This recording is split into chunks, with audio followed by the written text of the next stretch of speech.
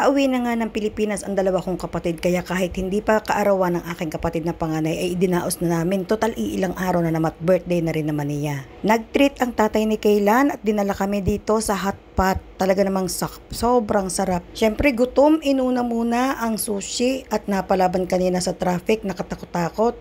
Sinunod natin ang mais, tapos itong tofu, at tapos itong sisig na sabi ng hipag ko'y masarap daw. Tayo muna ay magkukubiertos at kahiya-hiya pag ito'y ating kinamay ay talaga namang lamira ito sa kamay. Hindi na nga ako nagkanin at parang hindi rin naman magkakatugma sa kanin, kaya aking pinapak na laang nagana rin na laang ang aking kinain. Kami nga laang ni Sarah ang nag-attend at ang mag-ama ni si Mariam at si Ibrahim ay may pupuntahan. Ay talaga namang sobra namang ang traffic na dinanas namin mag-ina, kaya sobrang gutom namin. Abay ari isa may albar siya sa likod ng MOA, kasarap pala doon. Sila ay nakakain na nung kami dumating, pero patuloy pa rin ang mga pagpiprito, ang mga paggawa ng soup.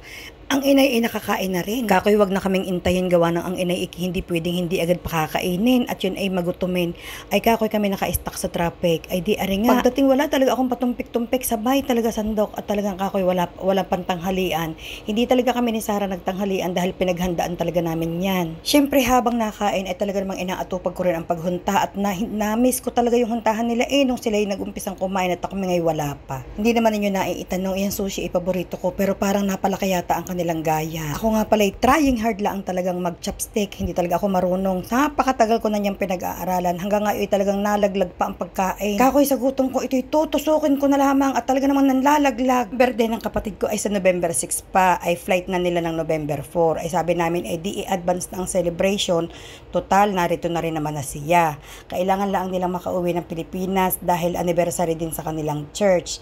So doon din sila magdadaos ng kanyang birthday. Mapapansin ninyo ang inyong kaulam ay nakapurma ng kaunti dahil akala ko doon naman kami kakain sa maramihang tao. Yun pala, ang ibinok ng aking kapatid ay isang family room. Ay di kami din laang. Ay kung alam ko laya ko nagduster na laang at nang hindi na nakapurma ng garnet, mahirap din namang mamalansya. Kaya naman bago ko napalansya yung suot kong uyan, ako'y bagakbak ang pawis. Ako'y kaya garnin patighim-tighim sa pagbo-voice over ay ako'y nainom ng hot water na may lemon at ari pag umaga ay sadyang ari aking ugaling uminom ng ganarit. Ito daw maganda sa katawan. Ay wala naman sigurong mawawala kung aking susubukan. Hindi ko na naisama sa pagbablog na iyan ng aking pamilya dahil kami magkakahiwalay ng upuan at medyo masikip baga ang lugar. Ay wala, nakalimutan ko ring magdala ng patungan ng aking cellphone. Talaga namang kung anong hinagilap ko na lang para maipatong. Basta't asahan ninyong pag naubos ko'y bubulos ay pagsasarap ng pagkain at nakita ko nung ako'y nag-ikot ay tingnan ito ako'y napasayaw pa. Ay mainam talaga naman. Yan na may hindi araw-araw. Yan na may minsan lamang kaming kumain ng gayang oras, ng gayang mga klaseng pagkain. Susulitin pagka ganyan. Kaya lamang ako medyo nag-aalala dahil alam kong gabi ay mahihirapan na naman ako. Pero dahil nga malayo ang aking idadrive at ihahatid ko pa sila sa bahay ng aking kapatid, ay di okay din lang dahil matatagtag naman ang aking katawan. Super sa pagpapaliwanag, ma-justify lamang na marami talaga ang kinain. Pero ang inay ay kasama kong umuwi din sa amin dahil kami ngayong umaga ay papunta sa park para kako hindi siya mahihirapang magbiyahe.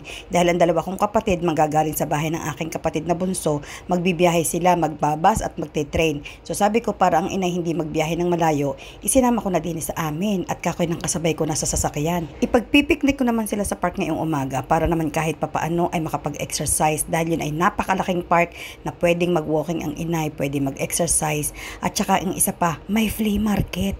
Baka makakabili ng kahit pa paano mga pinaglumaang kawali. Sa sarap na huntahan sa park at kami dinayo ng mga kaibigan, hindi ko na nagawang mag-uli o magtingin sa flea market kung ano baga ang kanilang mga ibinebenta doon. Hindi ko rin nagawang magluto ng pagkain na madadala sa park. Basta kung ano na lamang ang nadampot ko sa supermarket ay iyon na lamang. Dahil talaga namang sobrang pagod ko nung nakaraang gabi ngang iyan, yung kainan ngang iyan. Inihatid ko pa ang mga kapatid ko sa bahay ng aking kapatid na pagkalayo. Tsaka pa ako bumalik, nag-drive pa amin. Daig pa sa akin ang nagbiyahe ng Manila, Batangas, pabalik-balik. Sa mga magtatanong kung saan iyang kainan iyan, yan ay nasa likod ng MOA. Nakalimutan ko lang ang pangalan, ilalagay ko sa comment section. Baka gusto ninyong puntahan, ay talaga naman mga kaulam, sinisigurado ko sa inyo masarap ang pagkain. Talaga namang hindi masyadong marami ang choices nila, pero kung ano yung inihain nila doon, kung ano yung inyong kakainin doon, talaga namang sobrang maayos ang pagkaluto, malinis ang lugar, maganda ang kanilang mga choices of food kahit kakaunti. Kaya lang kung kayo pupunta doon at aabutin kayo ng mga alas 5 ay talaga naman kayo magmetro na, kayo magtrain na, iwanan na ninyo ang inyong mga sasakyan kung saan at talagang aabutan kayo ng gutom sa sobra namang katatraffic.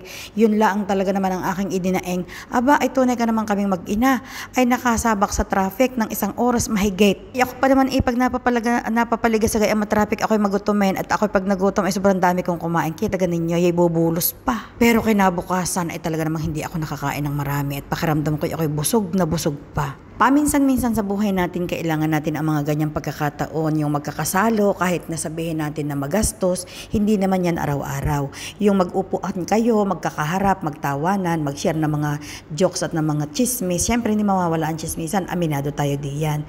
Yan ay importante sa buhay natin na pampalipas oras, pampatanggal stress. Hindi sa lahat ng oras tayo ay subsob sa trabaho dahil tignan naman ninyo, lahat kami diyan ay may kanya-kanyang maliit na kaserolang kaharap. Diyan namin lulutuin ang yung panghatpat na dati sa ibang kainan, isang malaking kaserola sa ligis sa gitna, sukob-sukob na doon o bakas-bakas na doon, ay diyan sa kainang iya hindi.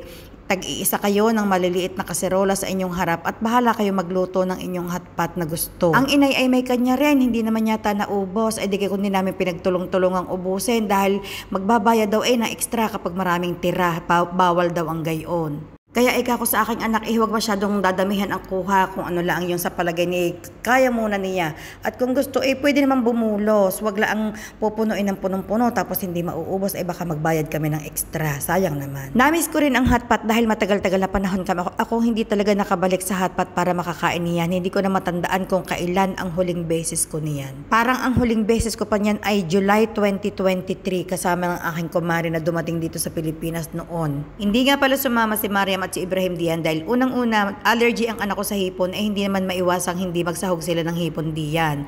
At pagkatapos si Ibrahim naman, hindi talaga siya kumakain ng mga Chinese food. Ayaw talaga niya. At pangatlong dahilan, hindi kami lahat kakasya sa sasakyan.